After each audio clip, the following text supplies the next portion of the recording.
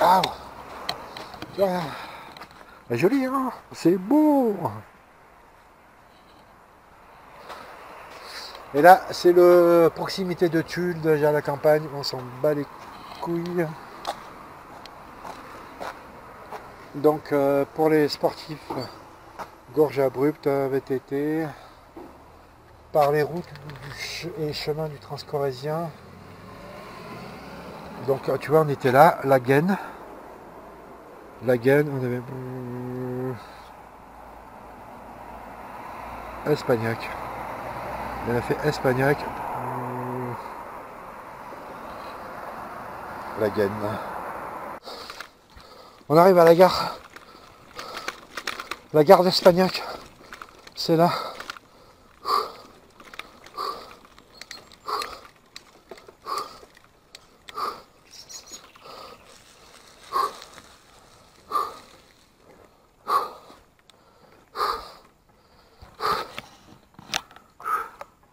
Donc tu vois les locomotives, je sais pas si tu verras la locomotive, c'est celle-là. Alors elle a le tracté jusqu'à 75 tonnes à la vitesse de 15 km/h. Et là on a fait 13 km, t'imagines? Locomotive Piguet 0,30 tonnes. 0,30T, je sais pas ce que ça veut dire. Modèle normalisé. Construite en 1910, en 1910 et 1911. À 3 essieux moteurs.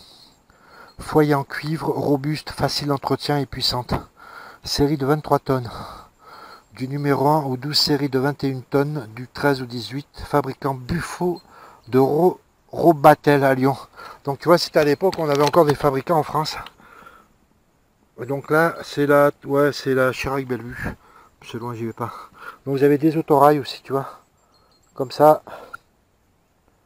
Et comme ça. Alors après quelques années d'utilisation, on voit apparaître les automotrices. Les TC, je sais pas ce que ça veut dire. Les transports, je sais pas. Bon, peu importe. Les TC et le département furent... non, c'est... Je sais pas. Furent les promoteurs d'utilisation des autorails. Le réseau... Donc c'était alors... Le Tartari, équipé d'un moteur GMC de 18 chevaux et de 16 places assises. Puis la Dion-Bouton, GA et GM2, disposant de plus de 30 places assises. Un petit compartiment pour les postes et les bagages. Le Sorare ou l'autocar sur rail, autorail beaucoup plus puissant avec remorque légère de 50 voyageurs. Entre le Billard A90 construit en collaboration avec la compagnie des chemins de fer du département, taux puissance de 100 chevaux. Après c'est les wagons, donc ça on s'en bat les couilles. Les wagons, aïe. Donc voilà. Ah putain, mauvaise trajectoire. Donc ça c'est le wagon. Oui, c'est impressionnant. Je ne sauterai pas parce que là, j'ai plus l'agnac.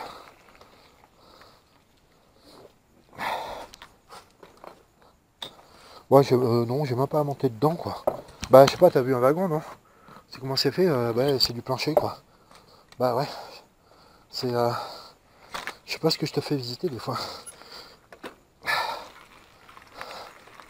Donc voilà. 15 km/h, il allait pas vite, hein? Donc 13 km, on a fait. On a fait du 7 de moyenne, je pense.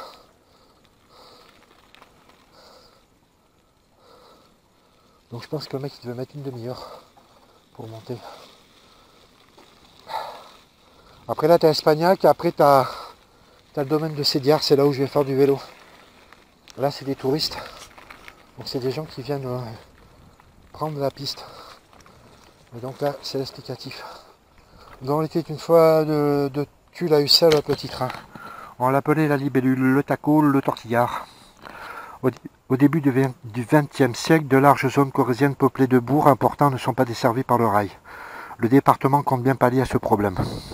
Diverses propositions sont étudiées, mais comme c'est souvent le cas dans l'étude des chemins de fer départementaux, ce sont plutôt les influences politiques de la possibilité pour les communes de financer... Non, 3 et 4. Ce sont plutôt les influences politiques et la possibilité pour les communes de financer leur part de travaux qui vont définir les tracés. Le département décide finalement d'une ligne Tulle-Ussel, avec embranchement au mortier pour la Roche-Quénillac.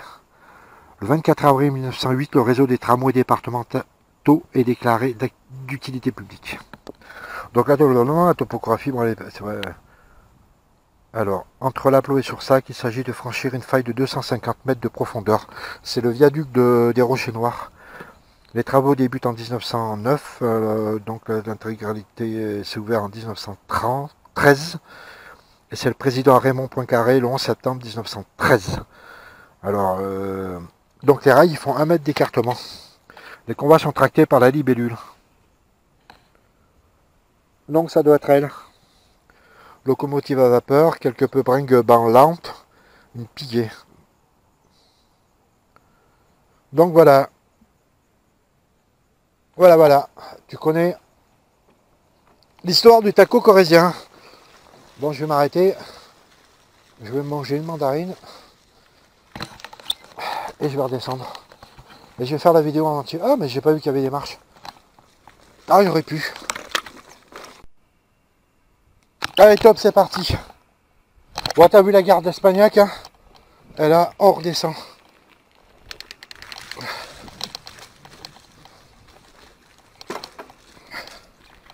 Il y a 13 km montée. Chemin de merde avec que des caillasses. Il est 15 h. Enfin, arrive à, on va dire 45 minutes. Même pas une demi-heure.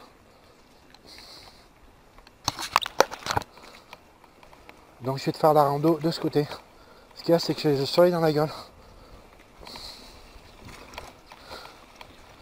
Donc on va la faire intégralement. Je te laisserai les... Si tu veux voir à peu près les paysages que ça fait. Ce qu'il y a, c'est que ça va être en descente, donc c'est beaucoup plus agréable. C'était du faux plat en montant. Et rempli de pavasses.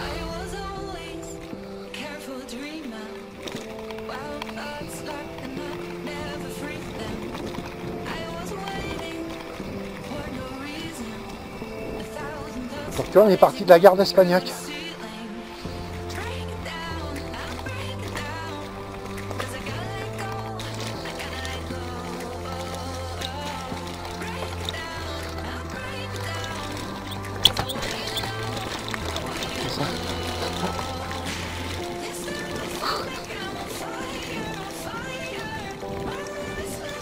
Bon, j'ai mis le dos, mais tant pis. Ah putain, allez, je suis crampé. Ah ouais, ça peine. Tiens, je te raconte pas le squelette comment il pense cher. Là, ils vont, laisse tomber. Ah ouais, là, je vois même pas la piste. Comment ça vibre. Ah. Con. Et encore, c'est vraiment la piste, tu sais, la piste de base, quoi. Oh, puis je vais pas avoir la vitesse qu'il faut pour sortir de là. Ouais, tu vois. Putain. Quand tu t'arrêtes, il fait chaud, tu vois. Tellement ça gèle, tellement ça pèle.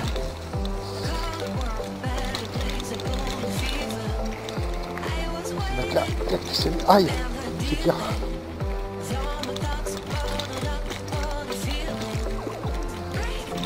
Parce que pas, pas que ça dérape trop. Aïe putain, ça glisse. Conque. 30 km/h. Là faut être badass. Faut être badass là quand même. Attends, parce que ouais, je vais monter dans le cran. J'ai pas envie de dérailler. Con. Oh.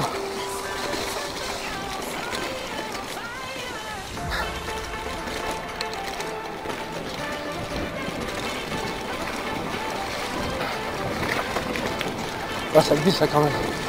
Faire gaffe.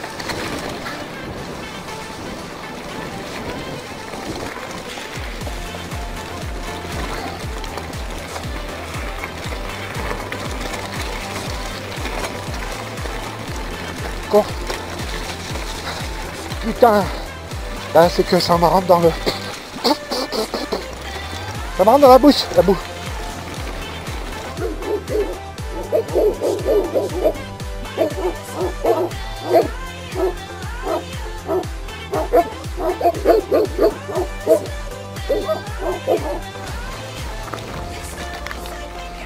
Ah, voilà le passage. Un peu délicat.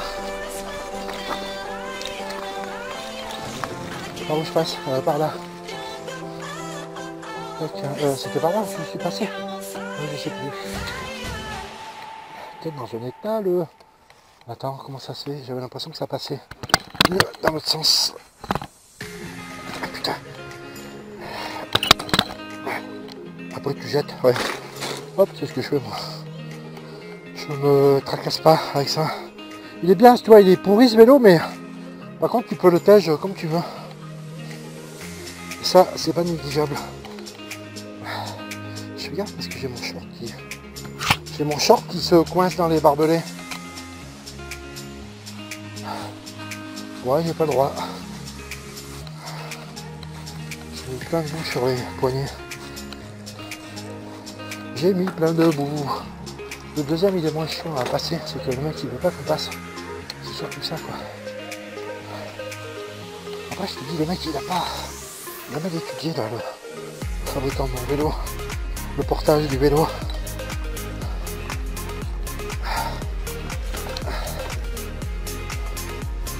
Et là, tu le fais glisser, je sais pas comment. Ça... Ah, putain. Tu vois rien plus avec le casque. Il est passé. Oh, il est pas passé. Ah putain. Aïe! Putain, j'ai le barbelé qui m'a rentré dans la peau. Oh. Putain, mais vous aimez pas les gens quand même. Hein, pour faire des trucs comme ça. Bande de sauvages. C'est là que tu vois la bassesse. La bassesse de l'intelligence des mecs. Là, ils n'aiment pas les touristes, quoi. Toi, tu vas... Il est bien ce vélo, regarde comment je le tèche. Ouais, il est bien coincé. Mais là, je peux plus rien faire. Ah, je peux même plus passer. Je me suis baisé moi-même. Oh. Bah là, technique. Ah, j'ai le sac qui est coincé. Putain. Ouais, pas 36 solutions. Oh, putain. Tout pour me faire chier. Là, s'il y a des œufs dans le sac, laisse tomber. Putain, j'ai passé là, je vais faire le commando, mec. Voilà. Carnage pour ces conneries. Lui, il est bien. C'est que tu peux le tèche, tu vois, tu peux faire. Tu fais ça. Toi, tu fais. Tu le jettes, là. Il est bien ce vélo pour ça.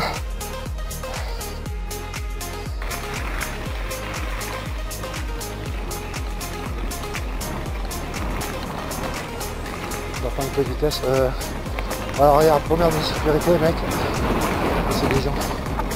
Quand il y a des gens, qu'est-ce que tu fais? Tu casses la vitesse et tu vas à vite.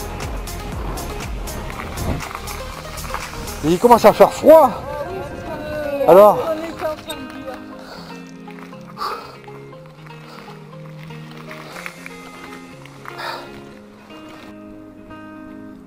donc la gare elle est là-bas, mec.